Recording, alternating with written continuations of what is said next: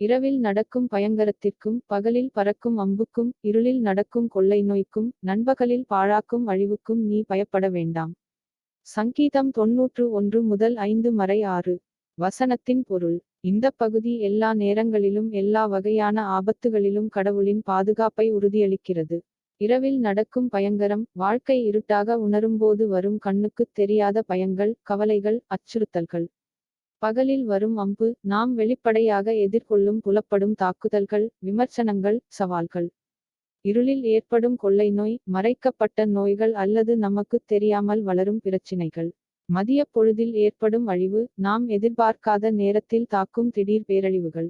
கடவுளின் செய்தி. பயத்தில் வாழாதீர்கள் அவரது பாதுகாப்பு 24/7 காணப்பட்டாலும் காணப்படாதாலும் உங்களை உள்ளடக்கியது.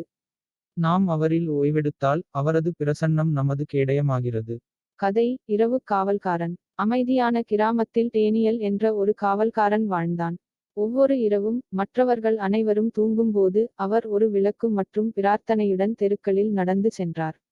ஒரு இரவு திருடர்கள் கிராமத்தை தாக்கத் திட்டமிடுவதாக வதந்திகள் பரவின. கிராம மக்களின் இதயங்களில் பயம் நிறைந்தது. பலர் டேனியலை கேட்டார்கள். இருளில் தனியாக நடக்கிற உனக்கு பயமில்லையா? டேனியல் மெதுவாகச் சிரித்துக்கொண்டே பதிலளித்தார். நான் தனியாக இல்லை. ஒருபோதும் தூங்காதவர் என்னுடன் நடக்கிறார். அன்றிரவு டேனியல் ரோந்து சென்றபோது திடீரென்று ஒரு திருடர்கள் கூட்டம் நெருங்கி வருவதை கவனித்தார். அவரது இதயம் துடிக்கத் தொடங்கியது. அவர் ஒரு மனிதர் மட்டுமே. ஆனால் அவர் செயல்பட முடிவதற்குள் திருடர்கள் நின்றனர். டேனியலுக்கு பின்னால் பயங்கரமான ஒன்றை காண்பது போல் அவர்களின் முகம் வெளிரியது. அவர்கள் தங்கள் ஆயுதங்களை கீழே போட்டுவிட்டு ஓடிவிட்டனர். டேனியல் திரும்பி. அங்கு யாரும் இல்லை. மறுநாள் காலையில் கிராம மக்கள் அவர் திருடர்களை எப்படி பயமுறுத்தினார் என்று கேட்டார்கள்.